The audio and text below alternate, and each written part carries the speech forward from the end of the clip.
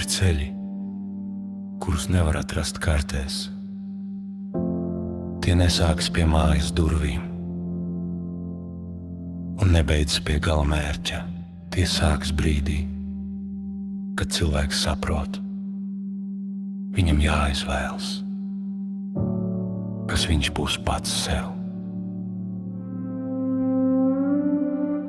Es gāju pa šādu ceļu, ne tāpēc, ka gribēju, bet tāpēc, ka dzīve apstājās un pateica: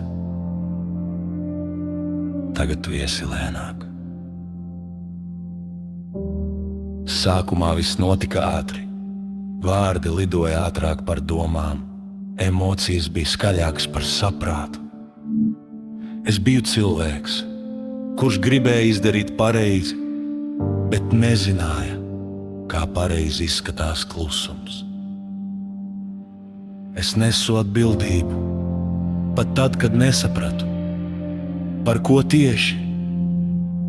Es stāvēju viens un mācījos elpot starp spriedumiem, kas vēl nebija pieņemti, un domām, kas mani jau bija notiesājušas.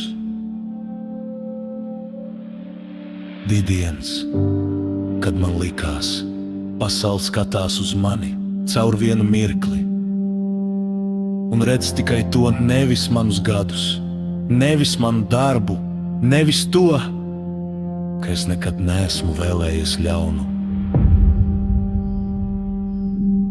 Es iemācījos gaidīt, nevis tāpēc, ka man bija pacietība, bet tāpēc, ka man nebija cits izvēles. Gaidīt nozīmē katru nedēļu atcerēties, kas tu esi, kad tev to regulāri jautā. Es iemācījos stāvēt taisni, kad gribējās saliekties, iemācījos nerunāt, kad iekšā kliedza vārdi, jo es sapratu, katrs mans solis vai nu stiprina patiesību, vai baro hausu, un es negribēju hausu. Bija naktis, kad atmiņas atnāca bez klauvēšanas, gadi, kopīga ikdiena, vārdi, kas reiz nozīmēja mēs. Es tos nelaidu prom ar dusmām, es ļāvu tiem būt, bet neļāvu tiem mani vadīt. Jo mīlestība, ja tā ir īsta, nekad nekļūst par ieroci, tā nekad neskrien pakaļ, tā atkāpjas un ļauj otram elpot. Es sapratu, ka dažreiz cilvēki dara lietas nevis ļaunuma dēļ, bet baiļu dēļ. Bailes pazaudēt kontroli, bailes no klusuma, bailes no patiesības, kas var izrādīties sarežģītāk nekā stāsts, ko vieglāk pastāstīt. Es izvēlējos nest savu daļu bez naida, bez atriebības, bez vēlmes pierādīt, jo patiesība nav skaļa. Tā vienkārši stāv. Un katru dienu, kad es ievēroju robežas, katru dienu, kad es izvēlējos mieru, es sev atgādināju: tu neesi tas brīdis, tu esi viss ceļš. Mani mēģināja salikt rāmjos, kas man nederēja, bet es paliku kluss un ļāvu laikam darīt savu darbu, jo laiks vienmēr atklāja, kas ir bijis īsts un kas tikai troksnis.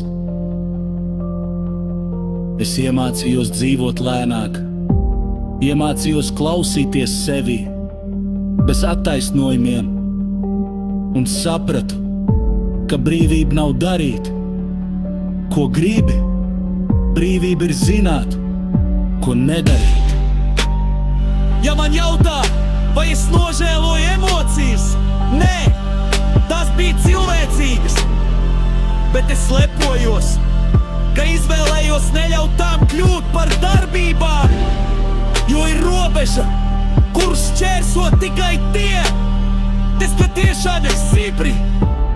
Gulda šis starp sajūta un rīcība. Šis stāsts nav par uzvaru, nav par zaudēju. Viņš ir par cilvēku, kurš gāja cauri miklai un nesāk garot rānā.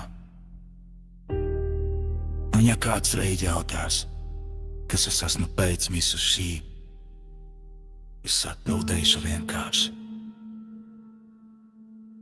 Es esmu cilvēks, kurš palika mierā, kad viss beidzamāja uz cīņu, kurš izvēlējās patiesību, ka bija vieglāk kojakt,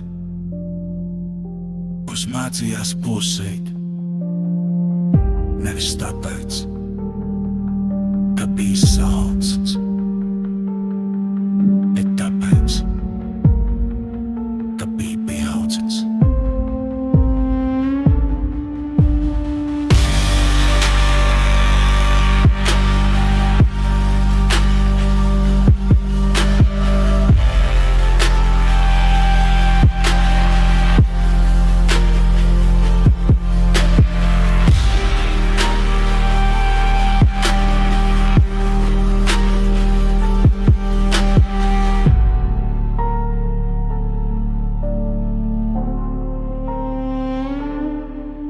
Uz ceļu,